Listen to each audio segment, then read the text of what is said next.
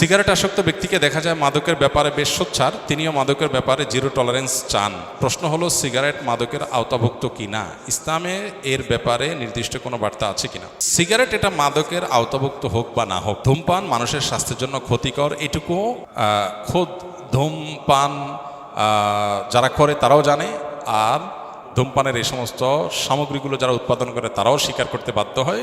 পৃথিবীতে এমন মানুষ একজনও হয়তো নাই যে মানুষ জানে না যে এটা ক্ষতিকর। আর আল্লাহ বলেছেন ওয়ালা তুলকু বিআইদিকুম ইলা তাহলুকা, তোমরা নিজেদেরকে ধ্বংসের দিকে ঠেলে দিও না। এই জন্য ইমানদার তার নিজের জন্য ধ্বংসাত্মক হতে পারে এরকম কোনো কাজ ইমানদার করতে পারেন না। সেই জন্য সারা পৃথিবীর সমস্ত ওলামা একরাম একমত, ধূমপান সেটা সিগারেট হোক, ধোঁয়া আপনার বিড়ি হোক, সেটা হুক্কা হোক অথবা এই জাতীয় যত কিছুই হোক না কেন, এটা মানুষের স্বাস্থ্যের জন্য যেহেতু ক্ষতিকর, অতএব এটা নিষিদ্ধ, শরিয়া এটা অনুমোদন করে না।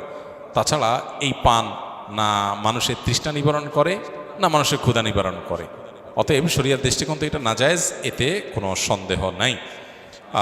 মাদকের ব্যাপারে সোচ্চার কেউ হয়ে নিজে ধূমপান করছেন, মাদক মানুষের ক্ষতি করে, ধূমপানের ক্ষতি করে, তিনি এক ক্ষতি সম্পর্কে সচেতনতা সৃষ্টি করছেন, সেটা প্রশংসনীয়, কিন্তু আরেক ক্ষতিতে নিজেই লিপ্ত, সেটা নিন্দনীয়। যতটুকু ভালো কাজ করছেন ততটুকুর জন্য তিনি যেমন ধন্যবাদ পেতে পারেন, আবার একই সাথে তিনি যে মন্দ কাজ করছেন সেজন্যও তিনি অবশ্যই সমালোচনার মুখোমুখি হওয়ার মতো কাজ করছেন। জাযাকুমুল্লাহ খাইর। সুবহানাল্লাহ ওয়া বিহামদিহি।